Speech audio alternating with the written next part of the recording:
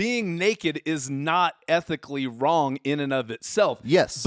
But we start going, oh, it is in certain contexts. And that's entirely based on these social circles that we're in. And I mean, even going back to stuff that I remember hearing 100 years ago, there are some people who live in parts of the world where it's just so tropical that they're naked. They're basically naked all the time. And it's just no big deal because it's so hot. This is Greg's pitch for Drunken Nude Ethics. Drunken Nude Ethics next year. Every 7 minutes, take a shot and remove an article of clothing. That's what it is. Thanks for listening to Drunk Ethics. If you would like to earn behavioral ethics CPE for listening to this podcast, there is now a premium course available for purchase on the Earmark app. Just go to earmarkcpe.com or download the Earmark app from the App Store or from the Google Play Store. And now raise your glass to this episode of Drunk Ethics.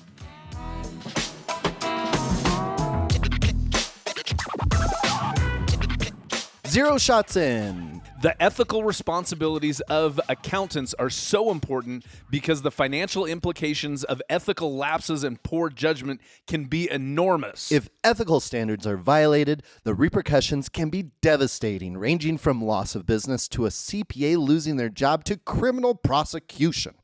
Hello, everybody, and welcome to Drunk Ethics. I'm Greg Kite. I'm a licensed CPA here in the great state of Utah. And I'm Adam Browd. I have a master's in business administration from Brigham Young University. Drunk Ethics is the only certified course where the presenters, me and Adam, get more and more drunk while we discuss the intricacies of behavioral ethics. And it's never not funny. Today's episode is moral codes, self-image, and rum. We are going to take 7 shots during the course of this 1-hour podcast, and there's no time like the present, so here goes shot number 1. Ooh. Spicy. Yar. We also have another person in the studio with us today, the wonderful Crystal Paloa. She calls the shots, literally. When she rings the bell, we have to take a shot. And for today's podcast, we are drinking Plantation brand rum. They are not a sponsor. It's funny. Did you notice on here they call it a 3-star rum? Yes, and 3 stars. Most things are out of 5 I these know. days, I had so. the same thought. I assume that's what they call the islands that are represented there. Maybe that's because it's from Jamaica, Barbados, and Trinidad. But so. if not, I respect a thing that it's like we just get by. They're fun. Setting your expectations. If they're like, this is okay, and then you go, oh, this is the best, then you're gonna become a loyal customer. You know, I actually like that. it quite a bit. I think it's pretty good. Yeah, it is pretty good. So today we're gonna get into this just by having a more broad discussion about ethics than we have in the past. So, Adam, question, just in general. Yes. The population of the planet. Yes. Do you think that people believe that they are good and honest people? Like the average Joe, do you think that person believes that they themselves are good and honest? I would say yes. The average person is going to tell you that they are good and honest. Okay, yes. Gotcha. I'm gonna say the same thing, and it's funny because have you heard that stat where it's like 85% of all drivers believe that they're above average drivers? Yes, the better than average effect. Is actually one of my favorite things. Wait, is that okay? So backstory: you were an aspiring psychology PhD guy. Yes, I did a year of an experimental psychology PhD, and then I sold my soul to business instead. So what was the thing you were just talking about? Better than average effect. So when you ask people about most things in life, they will respond that they are better than most people, than the average person at those things, regardless almost of what it is. Yeah. Which I think is very fun because usually people say, the reason I like it so much is because usually people say, oh, but not everyone can be better than average. That's not how averages work. Right. But there is one way for most people to be better than average, and that's if you just have a lot of people who just absolutely suck shit at something. Oh, right. And they pull the average really far down. Gotcha. So I actually like to imagine that there's like most people are doing pretty good, but there's a few guys who are like, I just can't get it together with anything. Right. So, which I think is very fun. Gotcha. So maybe most people are more honest than the average. Okay. There's just a few people who Right. You couldn't even know their first name for the amount that they lie about everything. Right. So it's like if I put Satan into our statistical Yes. sample, he pulls the average way down, Way and all down. the rest of us are above average. Way with down. Satan in the statistical sample. Yes. Awesome. The other thing is, so you got your MBA, you were doing psychology, now you're in marketing. Yeah. Which is the best way to use your psychology background for evil. Mm-hmm. and are you familiar with this concept? This is an idea that was brought up to me several years ago, that everyone, when they make a purchasing decision, they're actually making that decision on an emotional level. It's an emotional purchasing decision. But then I'm not even going to say subconsciously, I'm going to say unconsciously, they instantaneously come up with rational, in quotes, rational justifications for that purchase. Is that a new concept to you, or as a marketer, is that something that you, Yeah. is that the world you live in all day long? I'm actually more familiar with that concept than your average person, if you will. Yeah, no, for sure. I mean, you can get into it when people get to like certain price points. It becomes less emotional and more rational. Okay. For stuff. Okay. Usually the number they throw out there is $80 or whatever. But Okay. But yeah. So, but people make most life choices that way, where they make a lot of life choices with a lot of emotion, but when you go back, you give yourself rational reasons as to why you would think that way, Right. And we kind of do the opposite for other people as well. A lot of times we give more rational reasons in assumptions to other people, as well as things have to do with their character. Like Okay. if I'm late, it's because circumstances happened. Oh, If- that's what you think that about sort you. of thing. Yeah. Yeah. But If I'm late, it's because something made me late. But if you're late, well, you're an inconsiderate person. I'm an So- asshole. Yeah, right, exactly. right. Yeah. It's like, anyway, but that's maybe one step removed. But yeah, people absolutely, they purchase. They're like, oh, you know what? I actually wanted this gold-plated Right. Pokemon card for good reasons. Right. It's good reasons that I want it. I need to buy this 1973 Ford Bronco because it has four-wheel drive, and I live in Yeah. the Rocky Mountains in the winters here. There's several days where four-wheel drive would be very handy to have. Every person who's ever purchased a truck, I feel like, is like this as well. Well, you never know when you're going to haul something. I know when you're going to haul something because the answer is most likely never. Right. It's like that one time a year, and then once you get the truck, you're like, why do these people keep asking me my help to move? Yeah, exactly. So yeah, bad decision. Okay, so the reason I ask about that whole marketing concept is because I believe that ethical behavior can be very similar to that purchasing dynamic, where we make ethical decisions, and even though like we almost reflexively have a ping inside us that goes, I don't know if this is the right thing to do, but we go, oh, but there's this, and this, so I'm fine. Oh yeah. So yeah. like it's this justification, which in the accounting world, did we talk about this on another podcast, the fraud triangle? No. Okay, so in the accounting world, there's this concept of the fraud triangle, which basically the idea is you need three things to be present in order for someone to actually commit a fraud. Oh. You need the opportunity. If there's no opportunity to commit fraud, you can't commit fraud. Sure. That makes sense. You need some sort of pressure. You have to have something that's like some sort of drive to commit the crime. And a lot of the real go-to example of that is like gambling. If you have a gambling problem, Oh, okay. then you lost. Somebody's going to come and break your kneecaps unless you get some more money. Or maybe your best friend is that one of the most liars that pull down the better than average effect for everybody else. Right. Well, no, but they just whispered into your ear constantly, "Do a fraud, do a fraud." Does that count? Well, it could. If that friend is like going, "Hey," there we go. Number two. That could be the case if your friend is like pressuring you. If they're like going, "Hey, all the cool kids are stealing from their companies," that would be pressure. But I'd All say the cool accountants do it. But then the third side of the fraud triangle is rationalization, is what it is. Rationalization. Oh, okay. Where you're like, no, it's actually good that I did a fraud. You have it's this idea of going. It's like we were saying. Most people believe that they are honest people. Yeah, right? they want to, for sure. And they want. Yeah, they're like we have this need. We feel this need inside us to maintain that positive self-image. Yeah. Of I'm a good person. Yeah. And so you commit a fraud, but you still have to be able to rationalize and go, okay, I'm not a giant piece of crap. Sure. For committing this fraud. There's reason, and you look at things like a big financial statement frauds that have been in the news, and a great rationalization for that is I wasn't doing this for me. I was doing this for the shareholders because they they needed the stock prices to go up. And granted, I'm one of the largest shareholders, so yes, it helps me too. But fraud was part of my fiduciary responsibility. exactly.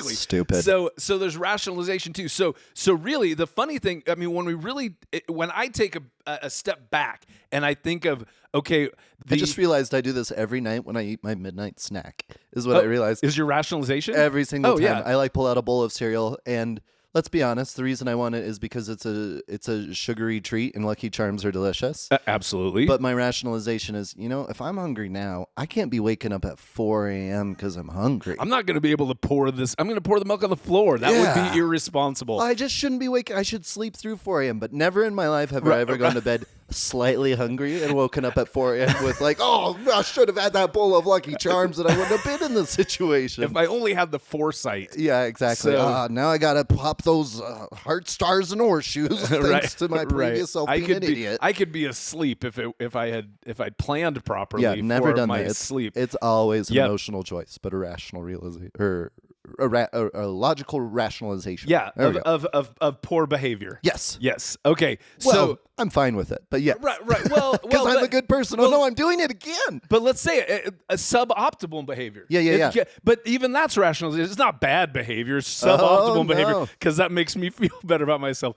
So we are the examples we seek for. How fun. So ethics, the relationship I see between ethics, especially what we talk about here with behavioral ethics. Yes. Behavioral ethics to fraud is ethics. What ethics and ethics training and ethics CPE is trying to do is it's trying to do everything it can to minimize your ability to rationalize the fraud. Okay. So that's kind of the idea of what gotcha. we're doing, because it's like, this is these are bad things. Then you go, I can't do it. Yeah. You lay the path for those synapses to be like, nope, we know this route and it's bad. Yep, exactly. So the next one, and we're actually going to get into some really cool things about that. Fun. The next question I have for you is, how much do you think our ethical behavior is influenced by our social group, by the people that we're with? 100%. Is that a dumb question? I don't think it's a dumb question. Okay, I think it has an obvious answer, but I think it's a fun thing to think about. Is it a suboptimal question? It's a suboptimal. It's not a bad. There's no bad questions. There's just this question. No, it's because I think it's something that a lot of people would rationalize and be like, no, I'm the same person always.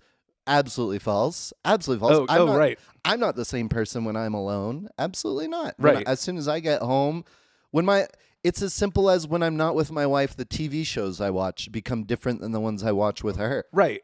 And not that that's bad, not that that's ethical, but you're it's not ethical, but it's absolutely influenced. So if I'm not, how can you be influenced on that small level, but not on like a large level? Like that's crazy. Well, I steal when she's not around. No, that's not true. I murder. You're going through sock drawers going, where's that cash? I know she's got some in here somewhere. Sorry, that was the first on a laundry list of terrible decisions I make when my wife's not around. Well, but being alone, it's funny because that's one of the things I thought about when I was writing out this question in preparation for the podcast. I was going, think about nudity. Like nudity in and of itself, not ethically wrong. No. And we're nude I'm assuming for most people, at least for a portion of every day. Yeah. Not as much as I wish I were, but definitely I am some of the time. But that's the thing. So I know you're joking around, but legit, every joke has a little bit of truth. If you're with other people, no, all of it. You go to work and you're nude and it's like, oh, that's a crime. And you go to jail and you lose your job. Yeah. If you go to work in a swimsuit, you're still probably going to lose that job. Funny story, at a accounting firm that I used to work at, part of the dress code specifically said you can't wear swimsuits to work, which I love, because that means that at some point... Yeah, what a fun dude used to work there. At some point, Debbie came to work in a swimsuit, and it's like, hey, Debbie... But accountants we're so freaking conflict avoidant that it's like, I'm not going to talk to Debbie about it because that'd be weird. So what we're going to do instead is we're going to modify the dress code to include no swimsuits, and then we're going to email it to everybody. And for the rest of the day, just ask Debbie if maybe she had like a haircut. Yeah. Maybe that's what changed. Or at least I don't know. Be like, hey, put a towel down. Yeah. Wow. This is like personal to me because I just bought my first tank top ever. I know that might sound really weird to people. That is bizarre. Isn't that weird? What? I've always felt too self-conscious about my body to buy one. Anyway. What? I bought my first tank top, and at work there's a workout room, and it's a kind of a gray area, I feel, because my work, I dress relaxed. I can wear like a t-shirt and stuff. Yeah. But I've never worn a tank top, nor have I seen anyone else wearing a tank top. But there's a workout room, and I work out almost first thing when I get there. Yeah. And so I'm like, it's a step away from swimsuit. It's a step away. It is. But again, all of this stuff is basically saying, here's the social context. So if you're in a swimming pool, if you're that's the thing. Well, that's my social context, right? I'm not in the workout room, but I'm just adjacent to it, and I'm about to use it, but I'm still at work. And you're in a tank top, and you feel weird. Yeah. Yeah, and same thing with it at a swimming pool. Like you see like full-grown men who are wearing long-sleeve T-shirts in the pool, and you're like, love a good uncle in a swim shirt. Oh, it's so great. It's the cutest. But aren't you thinking you're the weirdo? Oh, yeah. For not being nude enough in this pool. so social and I would say, so going back to what I said initially, being naked is not ethically wrong in and of itself. Yes. But we start going, it is in certain contexts, and that's entirely based on these social circles that we're in. And I mean, even going back to stuff that I remember hearing 100 years ago is like there are some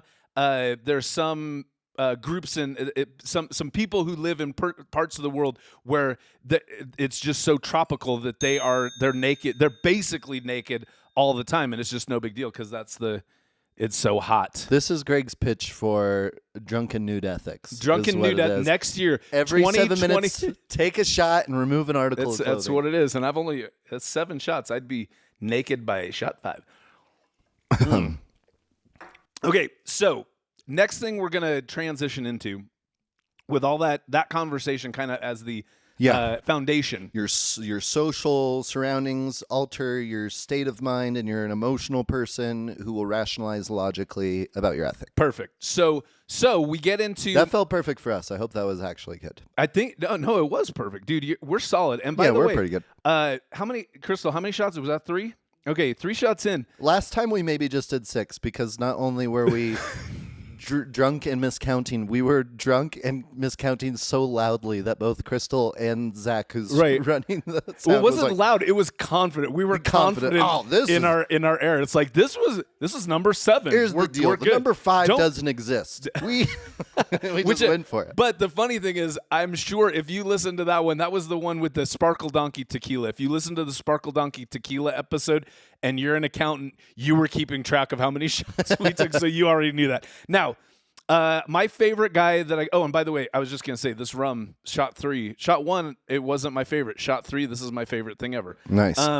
But a dude named Dan Ariely, he's a behavioral economist is what he calls himself. Yeah. But really, I think what that means. Is this the same guy from last time?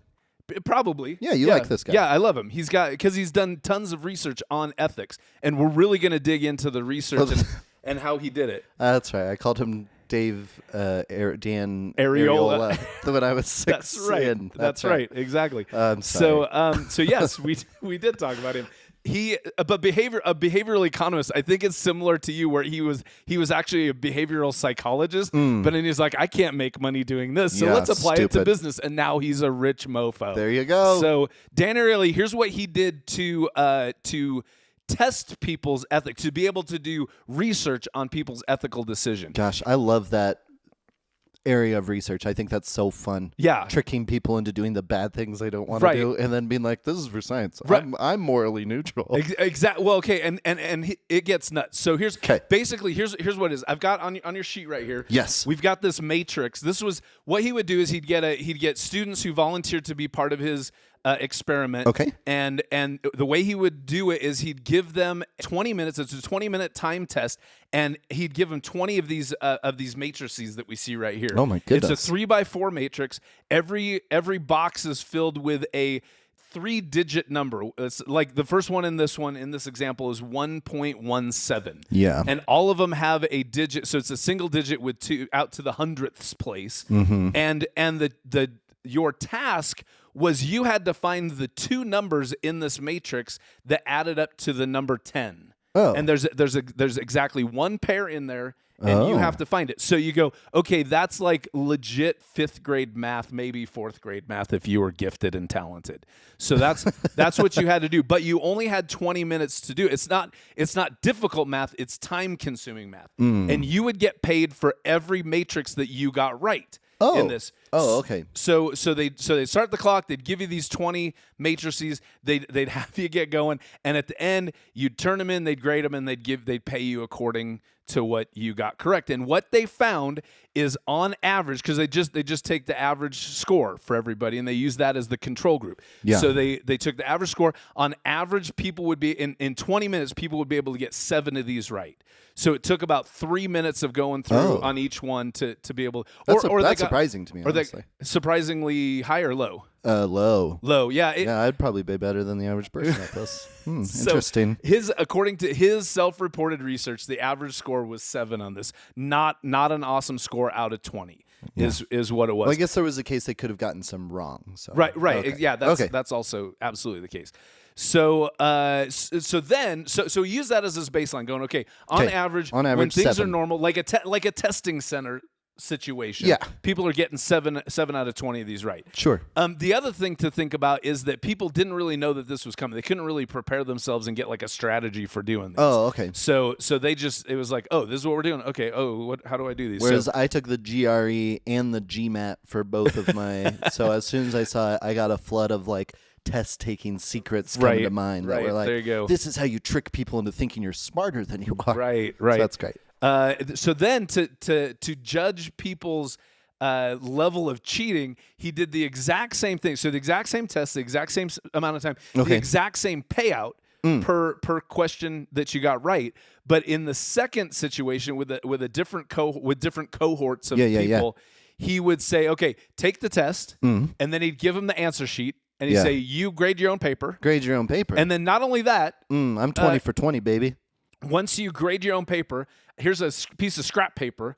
I need you to write your score on the scrap paper, not on the test that you actually so took. there's no evidence? Yeah, right. And then, no. And he gives get better. It's like there's a shredder in the corner. Shred all the documentation of all your scratch work. Shred all of that. And then just take the scratch paper up to the proctor to pay you your money for your test. And whoever scores highest, there are certain businesses wanting to recruit you for an accounting job that are sitting just outside the Goldman Sachs is very interested in you all of a sudden. Exactly. So but then that's the question. So here's the question I have for you. Yes. So knowing when cheating wasn't possible, the average score was 7. Correct. In this cheating possible scenario, what do you think the average score went up to? I jokingly said, I said 20 for 20 because there were 20. Yeah, and we're talking average score. Yeah, it's out of 20. Average score. I jokingly said 20, but I bet a bunch of people gave themselves lower scores because they're like, well, I'm dishonest, but I'm not like that dishonest or whatever. So I bet that they gave something like, I'm going to go with like 12. Shut the front door. That's exactly right. Is that really what it is? That's exactly right. Okay, I love you so much because you bring so much, but I hate you so much because you get the right answer every goddamn time Maybe we I should do have this. stuck with psychology. You're like, well, I'm just kind of thinking through this logically what our topic is today, and then you give away like my big reveal I'm at the end. I'm thinking through this emotionally. Is what I thought through.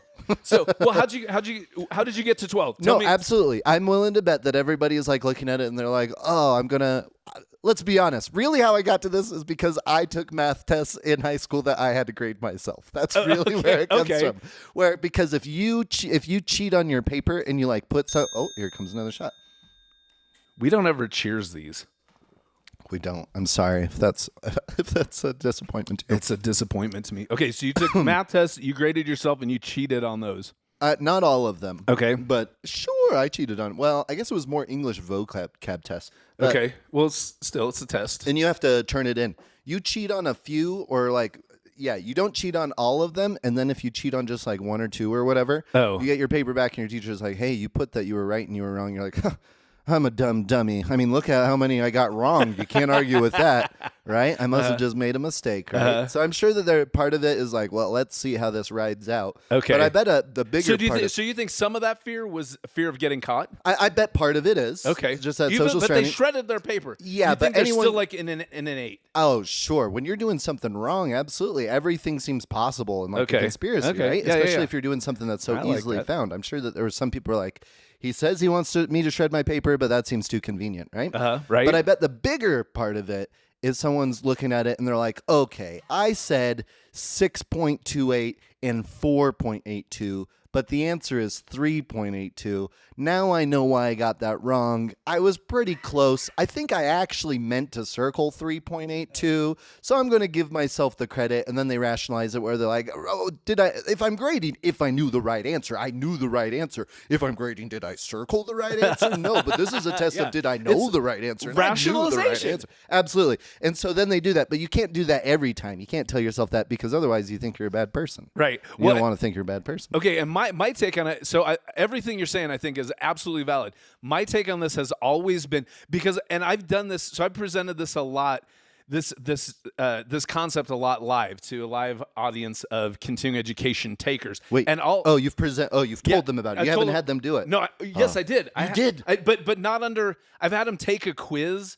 It was like a trivia quiz. Yeah. But it was really just to waste time because I had to do 2 hours of ethics, and I go, take this quiz, and then I go, so it was a quiz like this. Now let me tell you how he screwed with people. Hire us for any of your corporate events. We'll do better than that one was, I promise. Listen, but it was pretty engaging, and I thought it was a great way that seems very fun. to make people lock in more to the content. I would have loved that. So, but when I told them, when I would tell my live audience about this cheating possible thing, and I would just say, hey, shout out, what do you guys think the average score went up to? And without question, people would be like, 20. They'd all be like, it's got, and you even said something jokingly about that when we started. But I was joking because I'm smarter than the average person. Right, but this is what this podcast is really about. But here's what, so here's the thing though. Based on that, obviously anecdotal evidence of what people's knee-jerk reaction is to how other people are going to perform. Win big.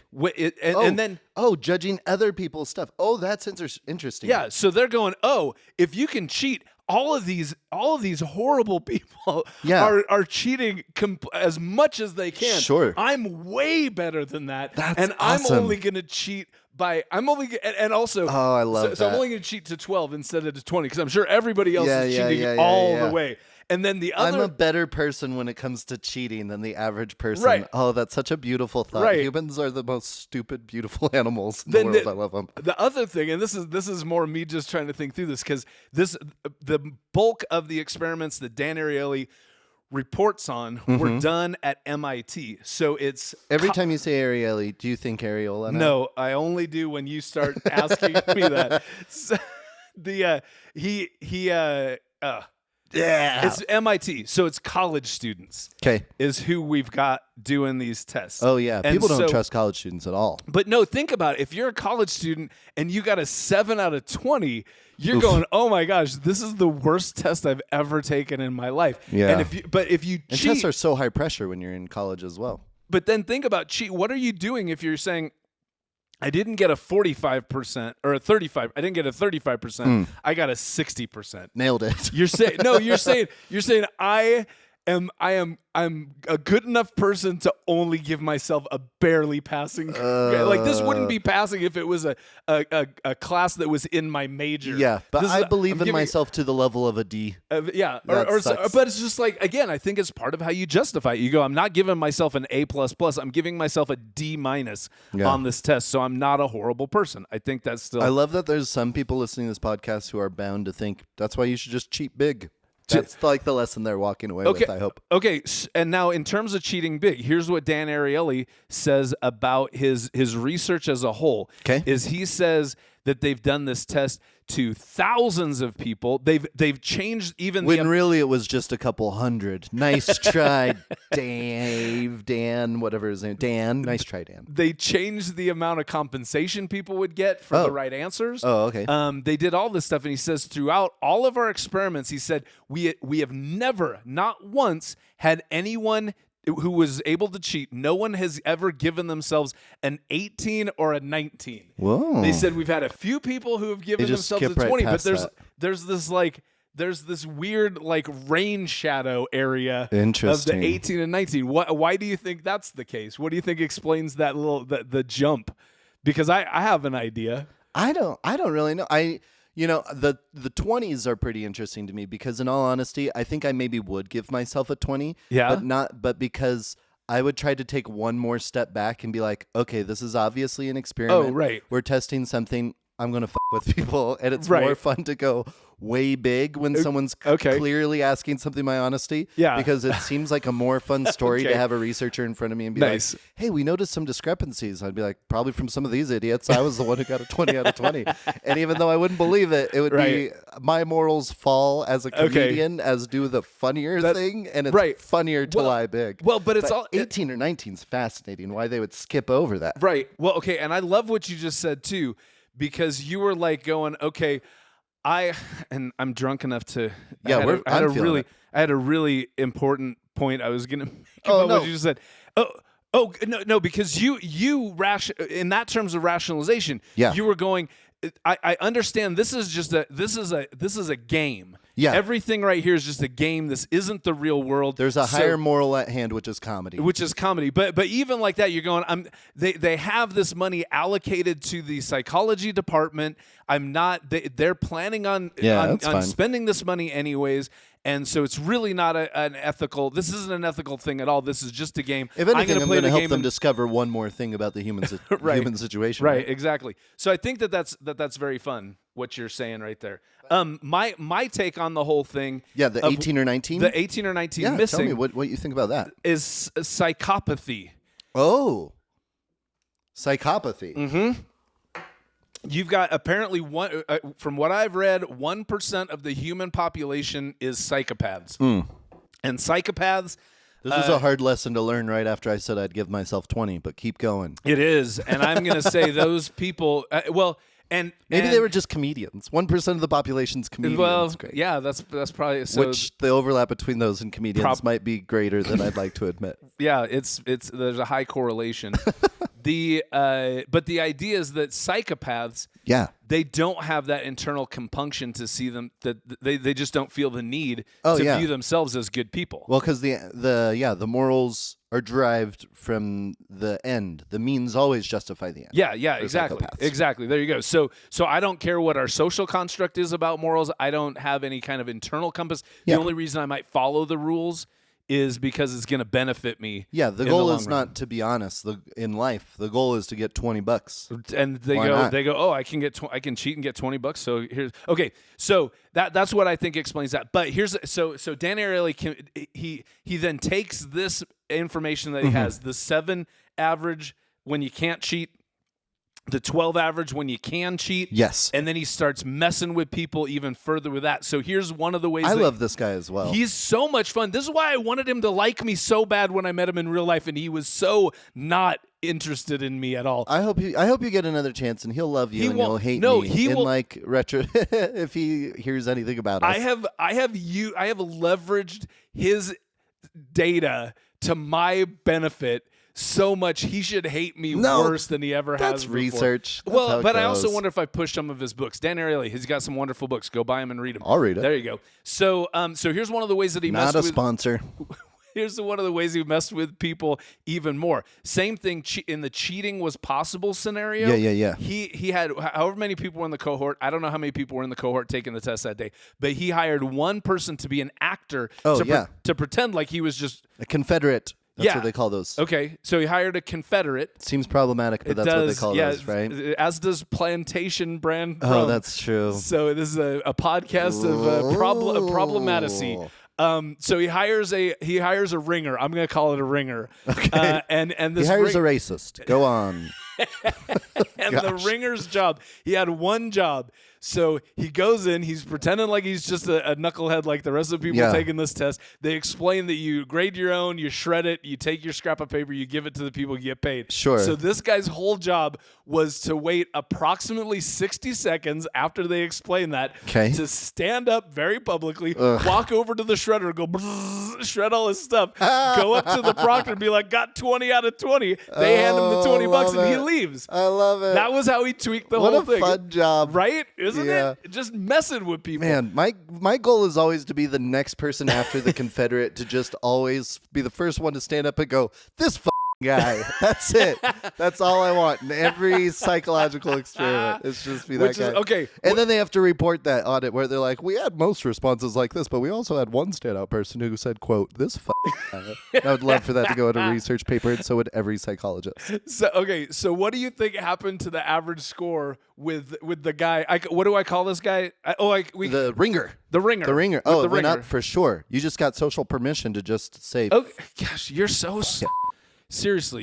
Your training has made it so. Okay, what do you the think bar it went just to? like went up because so- before you were like, well, the average person's going to cheat on this for sure, right? But they'll cheat on this to like a 18 or 19, not realizing that you're talking about psychopaths, Right. And so you're all of a sudden going to be like, well, if that guy's giving himself like a perfect score, then I can give myself something like a 17, Okay. maybe like a 15 or 16 or something. 15, we'll go 15. I Bump hate, it up by 3. I hate you so much. Is The that right answer is right? 15. It's 15. I mean, now human granted, condition, now I granted, get ya. Granted, you just said 4 different numbers, so I could have No, hated you at I any w- time during that. I am under the influence of alcohol, and I had to go through the process before Okay. I got to the right answer. Okay. That's called It's science, it's Greg. 15, My but brain did science, But again, Greg. I think you're exactly right. Where the social permission, I've never used that word, but I like it because Social you go, permission. This guy because before, like I was saying, my understanding of this before is people are going. I assume people are gonna swing for the fences and get 20 out of 20. Yeah. But that's still an assumption. Then when I have when you it, see it. yeah, I go, oh, everybody is. I was Oh, yeah. right. If that guy, Absolutely. everybody's Doing it. Not only is everybody doing it, that I know Matthew's doing it, and Absolutely. so therefore, yeah, people are doing this. And for he sure. didn't give us a single shit about looking bad in front of everybody or anything. He just took his money and he went. So I mean, that's just jobs in general, right? Haven't you ever, Yes. as a teenager, didn't you ever get like Employee of the Month at Taco Bell, and you looked around and you were like, well, my competition wasn't exactly Stark here. Right. Like, Well, this but is easy. But you're exact when it comes to business ethics, this is the exact same thing.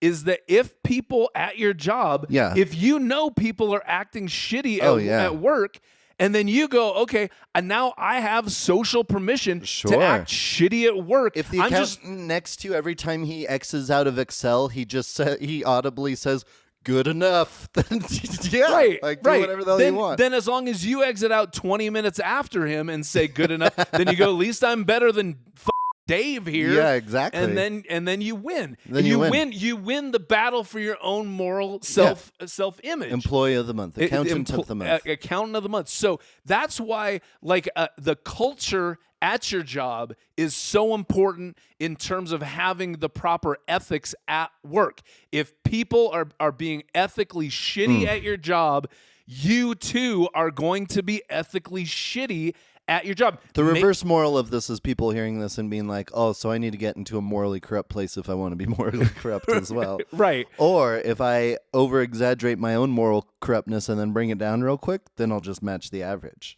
So that's how you work, psychopaths. Yes. There's advice for all people in this podcast. I'm really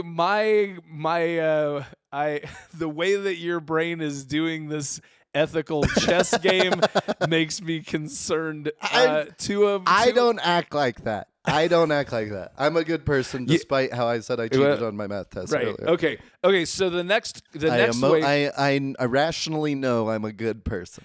Here's the next way Dan Ariely messed with people. Yeah, hit me with was the this Dan way. stuff, Dan. He did this. He had another ringer. Oh, that's another ding dong. Cheers. Cheers. I get nervous until I hit. How many is this? 6. I get nervous until 5, and then I look forward to it. The next way Dan Ariely messed with people. 6 shots in. 6 shots in. He hired another ringer, different ringer, different job. A different soldier in the Confederacy. This ringer. Yeah. His job was this. So they explained how the test was going to work, how that you were going to grade your own paper, that you're going to shred all your stuff and hand the scrap of paper to the person to pay you money. Okay, They explained same all that. deal. This guy's job was then before they would be like, "Does anyone have any questions?" Oh. And this guy would raise his hand and he would say, "I have a question. So you're saying that we could just cheat as much as we want on this test?" Dude. And the proctor, listen, the proctor was instructed to respond to that question by saying, "You may do whatever you please," which obviously is scripted. Pussy. But they would say that and then let people go. Dude, I did that in a real test once. Did you? I did. And Wait, it was tell me very everything. fun. I was in my MBA, and there was an HR professor who we had something came up. I don't remember what it was, but we had to take our tests at home instead of in person. Yeah. And he was like, "Yeah, so just remember, usually we put a timer on these. We didn't put a timer on this one because for some reason I can't figure it out. But just do 2 hours, and also close notes. You could look at your notes because you're at home, but please don't do it." Yeah. And this is BYU, so it's a Christian college, and everyone's like very much so like, "Oh, I'm not going to be doing it." A Christian college. Which sets yeah, if you're evangelical, If it's like you're not Christian enough. Jesus isn't God, then you're not Christian enough. And so the stakes were so high, which made it once again my moral compass is it's funnier to say this than it is important to do anything else. Yeah. So I raised my hand and I said, "Okay, but just to be clear, like if we did cheat though, you wouldn't even know." And he was like, Right. "Well, sure, there would be no evidence, but like you shouldn't do it." And I was like, right. We shouldn't do it. But like you wouldn't even know. There's no way. Right? And I like really pushed it as a joke and everyone was laughing. He's like, "Right, but like you shouldn't." I'm like, "Oh no, I would never do it." But just to be clear, if I did, I'd clearly get away with it. And then Nice. there was a guy on the other side who said, "Just remember though, angels are silent note taking."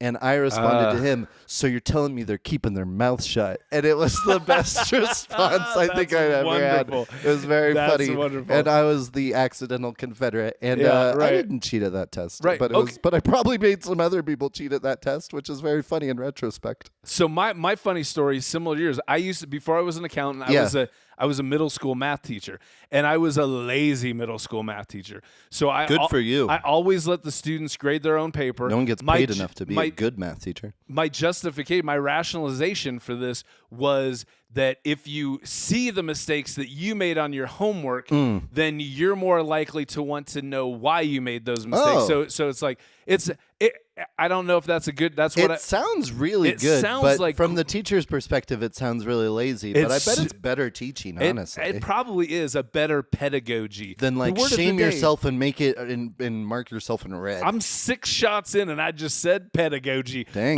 dude. But here's so I would have them grade their own papers. I was explaining that on the first day of class every day to all my students. Yeah. And not every class, but there would be at least one class where a kid would raise his hand and say, so we could cheat on grading our homework, and that kid's name was always Skylar. I don't know why. What is it about the name Skylar? All of them are CEOs now, guaranteed. And I would be and so outside I would say something like, "Well, we here at Dixon Middle School Panthers, we hold ourselves to a higher ethical standard. We hold ourselves to a higher ethical standard."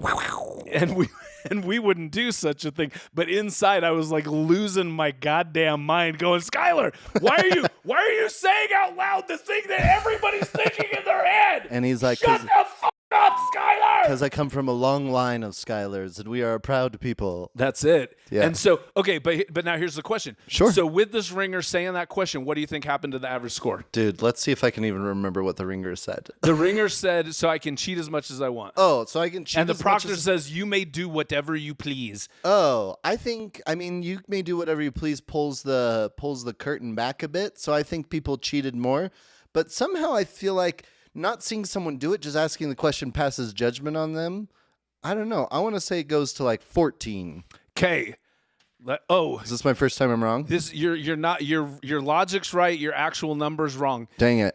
Because what happened to the average score is it went so.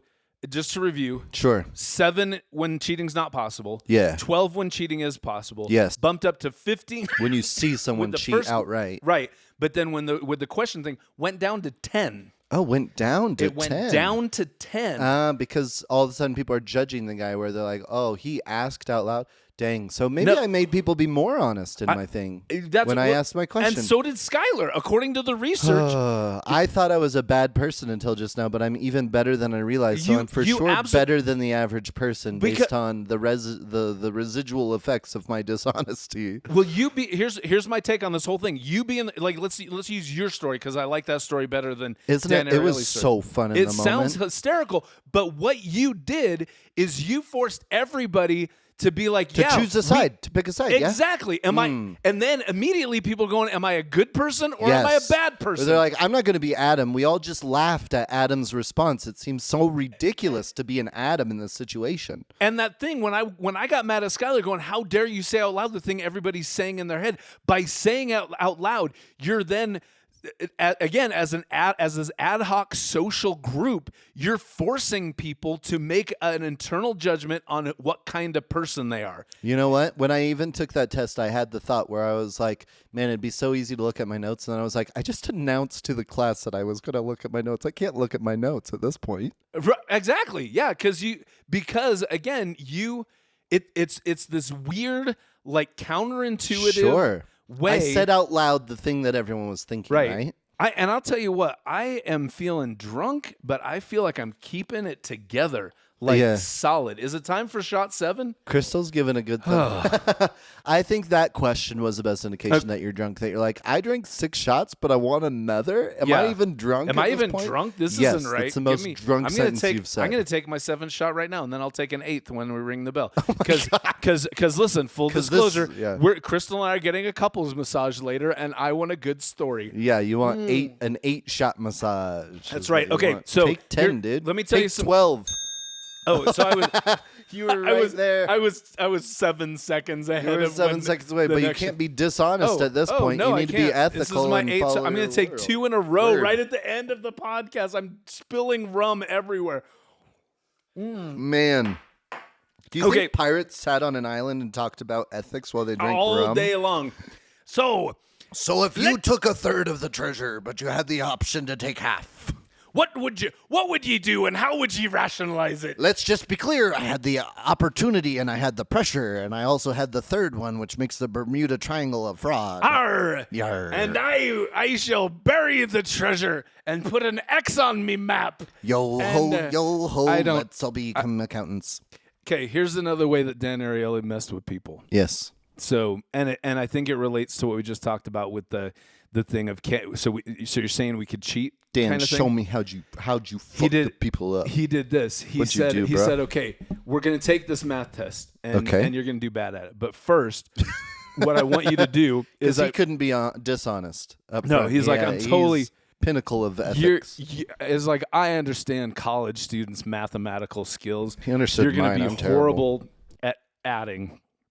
But before we do that, what I'd like you to do is take a piece of paper, and I'd like you to brainstorm as many of the 10 commandments as you can come up with.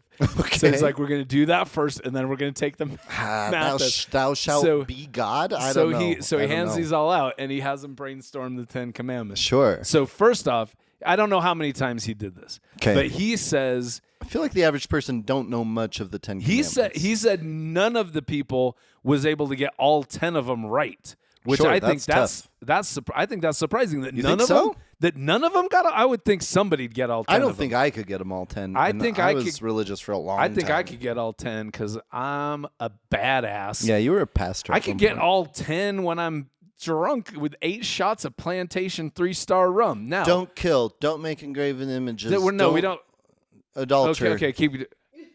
Don't adulter. Don't say, "Oh my God," like I just did. Right. Don't Sabbath day holy. Sabbath day holy. Honor your father and mother. Oh yeah, that's right. Did we say no gods before me? No. Well, I said the engraven image. That's a different one, right? Yeah, that's a different one. Catholics. Did we say don't covet? Covet. Did we say don't adulterate? Yeah, I said that one. Did we say don't steal? Did we say don't lie? Did we say don't steal murder? And lie and murder? I don't know. I think we got 10. I think we said 11 somehow. I can't keep track of this, so accountants out there will be able to say in the comments if we got 10 or not. Yeah, it was easier than I thought. Together. That is surprising that they didn't get all 10. Dan Ariely didn't allow them to work together on this. That's a good point. Go on their own. So they did that, and then he gives them the test. Now, What do you think brainstorming the 10 Commandments did to people's cheating?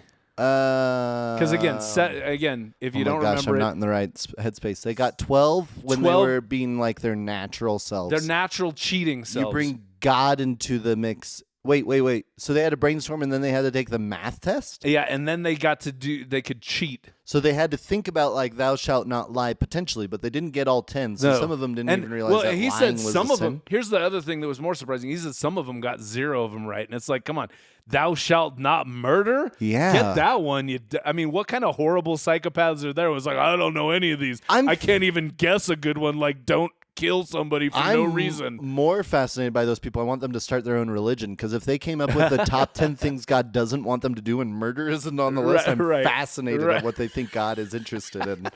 I don't know. So what do you think? Give me an answer. Let's see. Think about God. Question. Think about eternal You're drunk. damnation. I'm drunk. Let's go 10. Let's go 10. 10 for 10. Great. 10 out of 20. Awesome. Nope. It eliminated cheating. It eliminated completely. According to Dan Ariely, and I think that's a shocking. Are we done taking shots? Or do we have another one? Okay. Bummer. You're done taking shots. Yeah, I'm kind of interested in it. I'm gonna take a. What is this? A 9th shot? Yeah, dude, make that massage great. It's gonna be so good. So, Thank goodness thou so I shalt don't not know. drink It's so. isn't on the list. What? Thank goodness thou shalt not drink isn't on the list. Mm-hmm. So that finding is so surprising that it eliminated cheating. I have a hard time believing, Dan Ariely, that that's the case. But he reports that it eliminated cheating. I want to know. I want to know his religious background before I believe that completely. That's crazy. He grew up in Israel, so I'm assuming he's of the Jewish persuasion. Did we already talk about biases or not? No, but okay. Interesting. Let's talk about this. So can I tell you? I'm not going to bring someone's professional ethics into this. Dan, I bet you did a great job. I've got to think that he's messing with people and maybe being unethical with the way he's messing with people. But I'm going to say his reporting. I think he's going to be ethical with his reporting. Yeah. What he found. No, I bet he would. I mean, his whole job's on the line. If we're talking social pressure, I mean, he's got more than anybody else that we've ever talked about. So here's the next. 10 Commandments. Yeah, let's shoot through these because these are fascinating. Yeah, fascinating. Here's the next one. Yeah, and I'm not sure exactly how he pulled this off. Yeah, but this is weird. He had a cohort of students do this test. Greg doesn't have the answers in front of me, but he has the scenarios in front of me. If anyone's wondering why I know a little bit about this situation, right?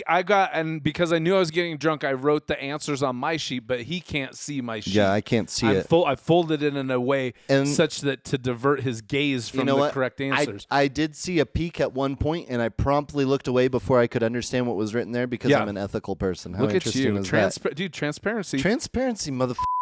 So the next thing he did is he had a group of a cohort that was all atheists. Like that was all atheists? I'm looking for a group of students. He damned them to hell for his experiment. Dan is a terrible person. He made them audibly say they didn't believe in God. Yeah, he did. It's like you must. Before anyone gets upset, if they're not religious, I'm also an atheist. But at the same time, if you're a Christian, that's the worst thing you can do to a person. He's like, deny Christ, and they do it, and it's like you're in.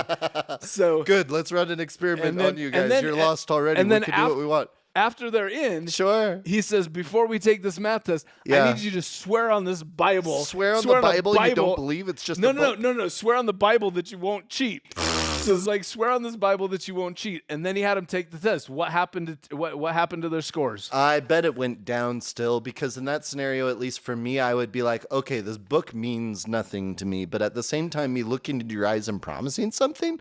But the punk rock version of Adam would be like, I'm going to cheat so much more to prove you wrong. Right. Oh, my gosh. I'm going to say it went down to 5?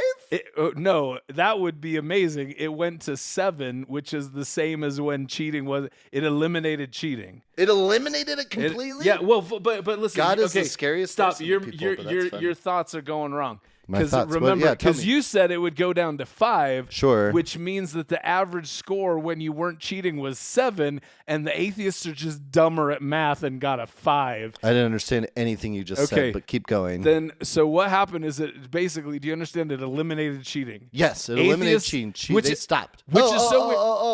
Oh, I get what you're saying. The average is 7, so I was like, atheists probably became idiots as soon as they touched the Bible.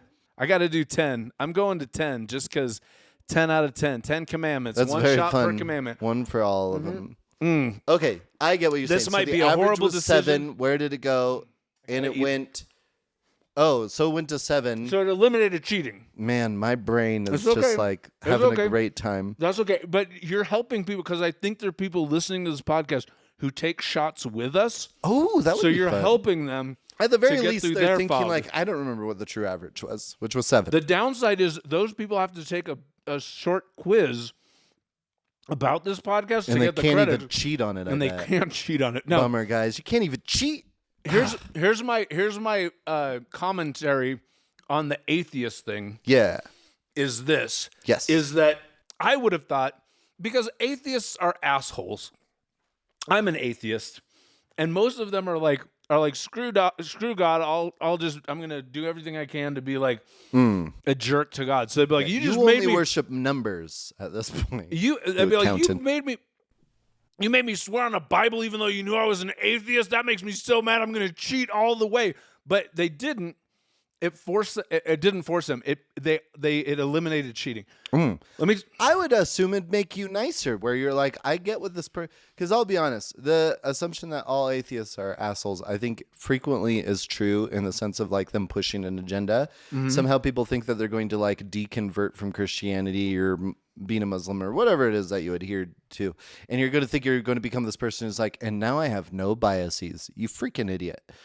Instead, I would assume I would try to be nicer to that person, where I'd be like, oh, you as a human individual, I'm going to try to help you out. No, that's stupid too. What happened? Just tell me what happened. I can't think about anything clearly. I don't know what happened. Awesome. Here's the next scenario. So atheists didn't cheat. Oh, I got one more scenario. Can I please just do my last scenario and then we're done? We're done. We're gonna do the. Yeah, we're done after this. We're gonna do No matter what you do, Zach, please keep this commentary in because it proves how drunk we are. We're gonna do like everyone wants to listen to this, and you're the sober person who's like, because hey, Greg, no one is interested. We're already 50 minutes in according to my clock, so we're good. Okay, so Adam, one last scenario I want to talk about with you is this one. Please. Is good old Dan Arioles. He had people come into his test, and he had them. He said the math test you are about to take falls under the purview of the MIT, the Massachusetts Institute of Technology Code of Ethical Conduct. Yes. And he gave him a paper. MIT, where math is important. And he said, here's math is true. That's what MIT stands for. Here's a document that says that you understand that this math quiz falls under the purview of the MIT Code of Conduct, and I need you to sign that you understand that. Yeah. Sign it. Oh, you have to sign it? Yeah, you have to like sign put it. your name. Okay.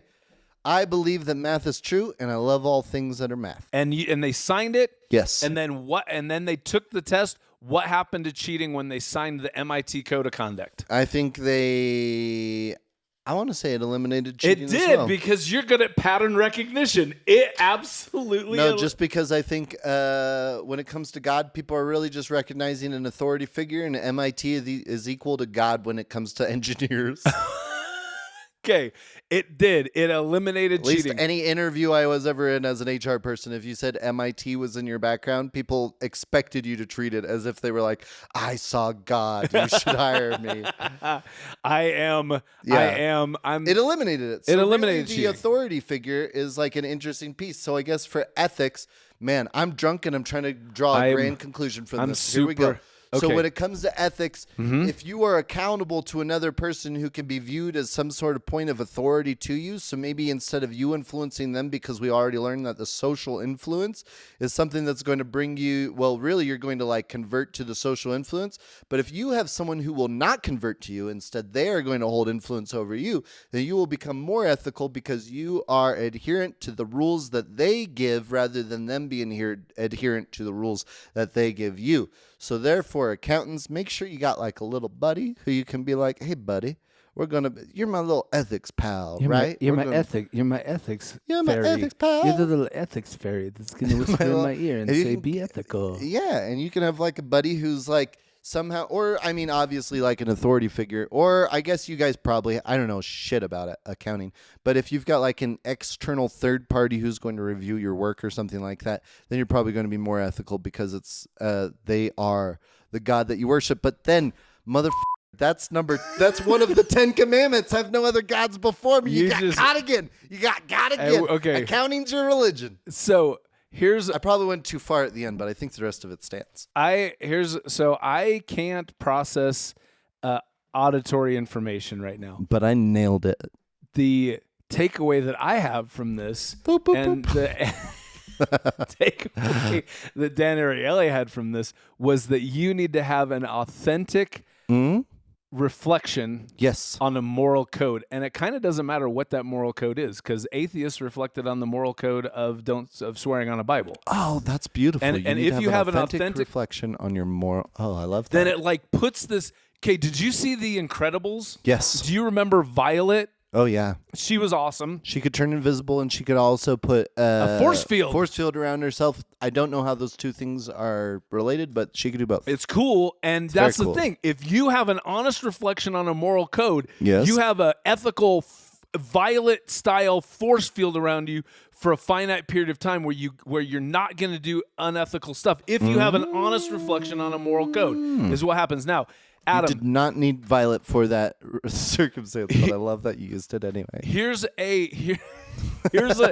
a pull quote from the AICPA Code of Professional Conduct. It says The that ICP, the Insane Clown Posse of Ethics. Please hit me with that. it says that CPAs should perform their professional duties with the highest sense of integrity. Good luck. Does that mean?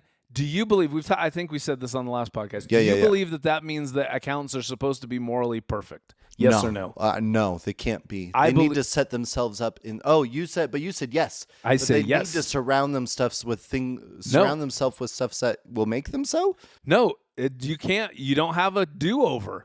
Yeah, as an that's accountant, you true. steal money from your company. You can't be like, I had a bad day. That's a good point. You gotta be perfect, guys. You can't be like And gals. These fraudulent financial statements. I was off. You don't get a mulligan on ethics. So we're supposed to be morally perfect as accountants. And here's some ways that you can No, it doesn't matter. not be. You said listen. I said, do you have to be morally ethic as an accountant? Tell me ethical? what I'm supposed to say, Greg. No. You said what you were supposed to say because you're perfect. I said, are you supposed to be morally perfect as an accountant? You said no. I said yes. Yes. It doesn't matter what you say. What you just did is you had an authentic reflection on a goddamn moral code. Oh. And so right now you've got a violent style ethics force field around you, and you can do no wrong. I done been Go got. forth and be ethical. I done been got. You're a beautiful person. I feel so good right now. Okay. Even though you screamed, I bet a bunch of people are terrified, but I feel so good. That was motivational for me. Okay. Take 10 shots, Guys. or 7 shots. I guess I took 7, you took 10. I took 10. Well, it's to make up for last time, just in case we took 6. Okay. But that's it, guys. That's love it. That's it for Drunk Ethics. Thank you so much for tuning in. We've got 4 of these podcasts. I would encourage you to listen to all 4 because they're all amazing, and they get even more amazing the drunker Adam and I get. Let's be honest. Should you listen to one ethics where people aren't drunk and teach it? Should you? Not anymore. Why the hell not would at- you do that? Not at all. That'd be such a bad life choice. Because you should be transparent. And if alcohol doesn't make you transparent, then what will? Okay, this is Plantation 3-Star Rum. I'm Greg Kite. And I'm going to recommend this rum if you're past 4 shots in. Take this. And I'm Adam Brown. Drunk Ethics. Drunk ethics.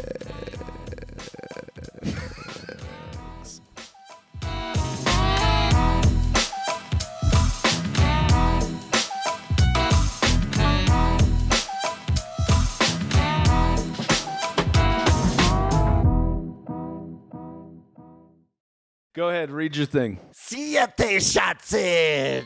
The ethical responsibilities of accountants are so important because the financial implications, ethical lapses, and poor judgment can be enormous. If ethical standards are violated, the repercussions can be devastating, ranging from loss of business to CPA, losing their job to criminal prosecution. Criminal prosecution. Prosecution. You're going to be prosecuted. Drunk Catholic.